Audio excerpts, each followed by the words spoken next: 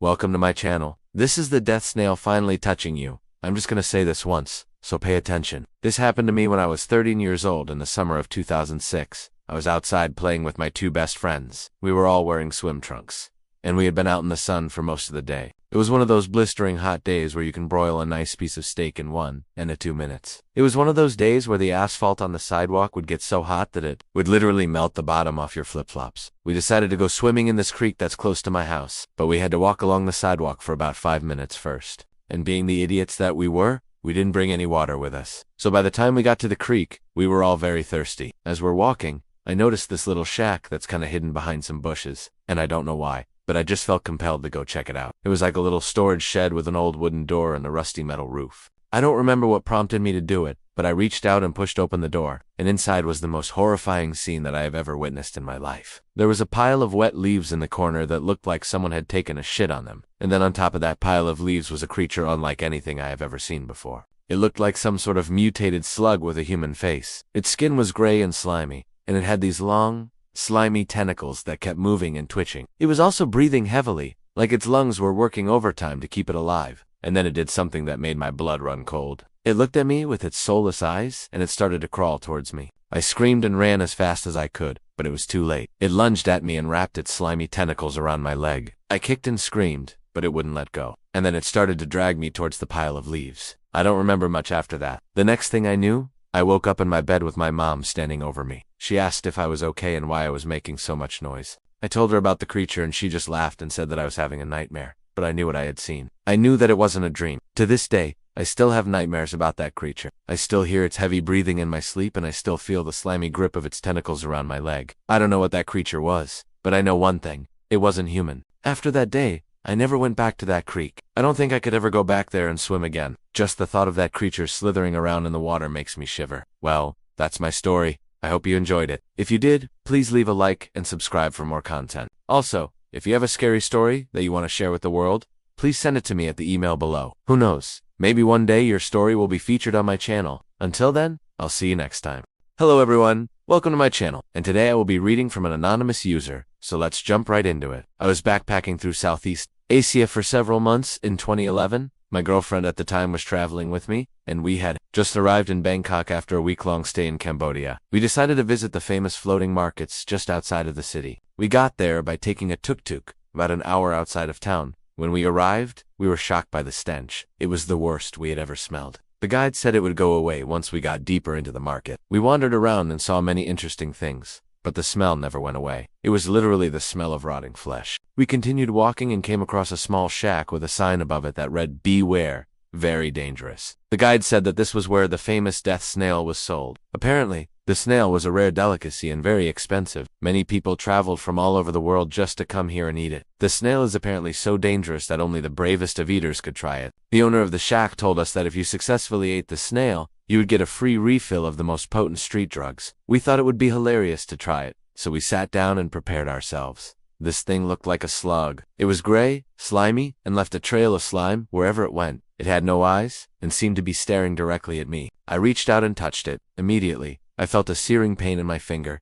It felt as if I had touched a hot stove. I pulled my hand back and stared at it in shock. My skin was red and peeling away where the slug had touched me. I looked down at the slug and it was gone. I searched for it for a while, but it had vanished. My girlfriend and I decided to leave and find some medical attention. As we walked away, I could feel the burning sensation spreading throughout my entire body. I started to panic. What if this thing had poisoned me? What if I died? I didn't want to die in a seedy shack in the middle of a filthy market. We found some Westerners and asked them where we could find a hospital. They told us that there was one a few kilometers down the road.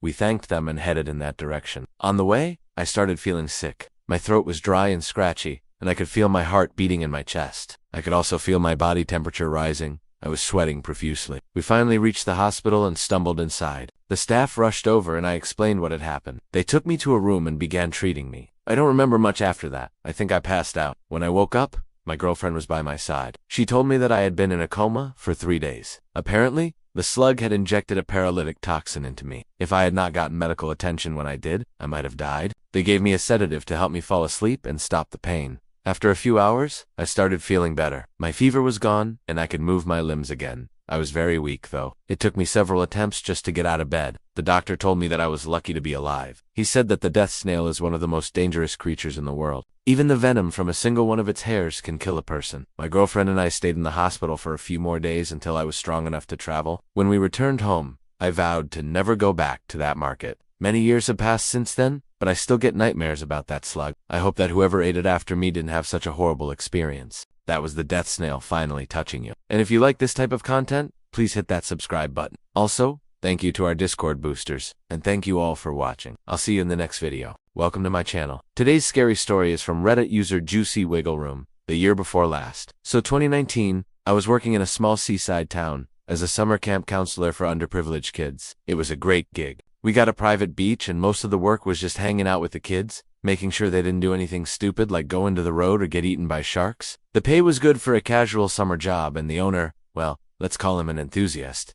He wasn't interested in making money. He just wanted to provide a fun, safe place for underprivileged kids to enjoy the summer. That's why he paid us so well. So one day we took the kids on a field trip to a local tourist trap, a path that leads you through some rocks and tide pools to a small cave opening where you can see water shoots up from the hole when the tide is out, and it can spray you if you reach close enough. Some of the counselors and I were walking ahead of the group, enjoying the warm sun, and chatting about how great the summer was going. Then, we heard screams. I turned around and saw one of the counselors kneeling next to a girl who was crying and screaming. It touched me. It touched me. When I got closer, I could see what looked like a large snail on her leg. I told them I'd get rid of it and carefully picked the snail off her leg and dropped it into the water. It was about 3 inches long and felt kinda slimy, but nothing too weird. So I walked back to join the others. A few minutes later, the girl came running over to me, out of breath and panicked, saying the snail had crawled back up her leg. I rolled my eyes and walked back to the rock where I had seen the snail before and dropped it back into the water. Again, it was only a few minutes later when she came running over to me again, out of breath,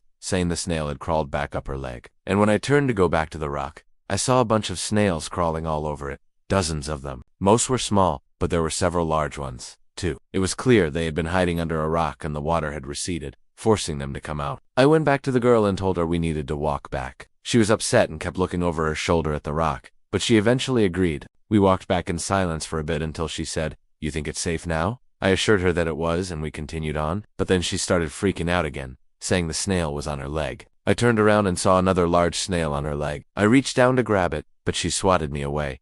"Don't touch it," she screamed. "Don't touch me." I didn't argue. I just walked over to a nearby bush and dropped the snail into its leaves. As we walked, I couldn't shake this feeling that something was wrong. A chill went down my spine and I couldn't help but glance back at the rock every few steps. I don't know how long we walked for, but eventually, we made it back to the main road and the cabins. By that time, the girl had calmed down and went back to being her normal self. I figured whatever she had seen in that rock had gotten into her head and that was that. For the rest of the summer, though, I couldn't help but glance at any snails I saw with a sense of dread. They always seemed to be watching me. I would catch myself backing away from them slowly, like I was afraid they would crawl onto me and lay eggs in my skin. I tried to shake the feeling, but it persisted. Then one night, while I was getting stuff from the cabin, I saw a large snail on the windowsill. It was huge, like 5 inches long, and it seemed to be staring at me. I stood there frozen as it slowly extended its head toward me and I screamed and ran out of the cabin. I ran until I got to the office where the owner stayed. He listened patiently to my rambling about a giant killer snail that was trying to get into the cabin and kill me. When I finally stopped talking, he looked at me for a moment, then burst out laughing.